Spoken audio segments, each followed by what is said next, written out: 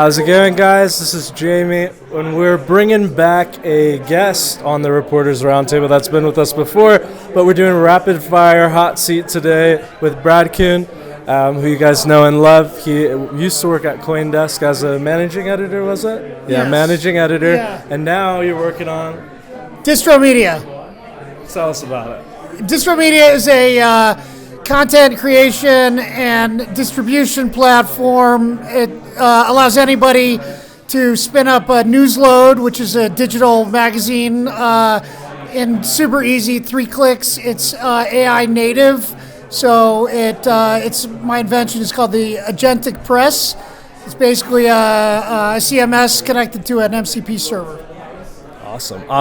So I'm going to ask you a couple questions that have to do with your time in journalism and editing, etc. I would love to know what the biggest mistake you ever made on a story is. Let's see. Well, this would go back probably when I was a daily newspaper reporter for the Gainesville, Florida Sun. Is that okay? Yeah, that's perfect. And there was a local community activist who organized this guy who was coming into town who was going to speak about the nuclear risks of the Cassini spacecraft, which had some plutonium powering a small nuclear engine on this spacecraft. And anyway, I spent all day talking to nuclear scientists at the University of Florida about whether there would be any risks, and they basically didn't think there was much risk at all. And then I went to this event, and the guy talked about how dangerous this was, and I could not stay that long, and I had to get back and file because it was like 10 p.m. And so I basically had like one paragraph of what the guy said with like 8 paragraphs of what all these nuclear scientists said, saying he was completely full of shit. And then he called me the next day and complained, and I told him, I was on deadline, so I didn't have time to do that much. And he then quoted me in the weekly, the Alt Weekly, and I was featured as the knucklehead of the month by Moon Magazine. When was this? I don't know if that's the story you were looking for. No, that's incredible. When was that? That was 1998. Oh wow. Okay. Well, that's interesting. I was not expecting that. If I'm honest, I thought there was going to be something at CoinDesk that you had, but that is way better. Quite nuclear, if you ask me.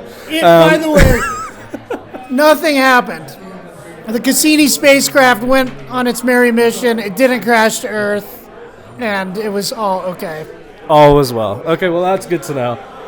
So another question is, speed, nuance, or clicks? What wins the most in crypto newsrooms?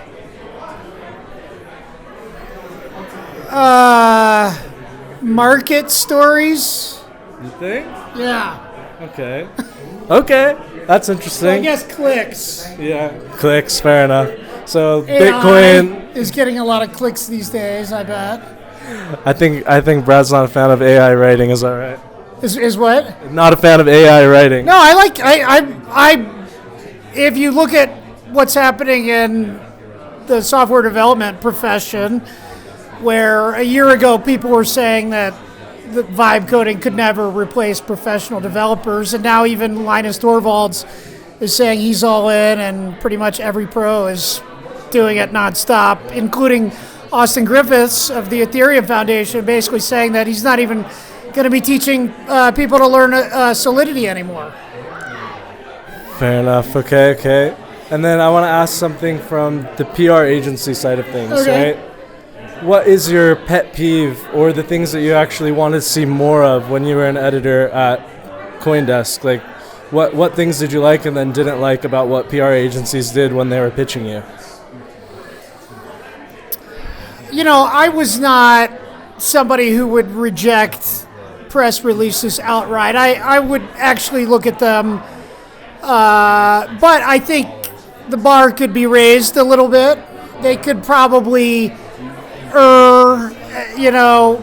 do a little more filtering. That's fair. Okay, last question, I promise. Are you feeling bearish or bullish right now? Well, I personally thought that the all-time high was going to be 420, just because it's crypto and it's stupid, and the last all-time high was 69. So I thought the next one would be 420, just because it's stupid crypto. But now we're at 60, so who knows? Somebody in a conversation earlier said that Michael Turpin apparently asserts that 60 is the bottom, so probably going up from here. Okay, so you're feeling bullish-ish? I mean, Trump likes a weak dollar, so that's usually good for Bitcoin. Yeah. So kind of bullish, kind of bearish. You're in the middle.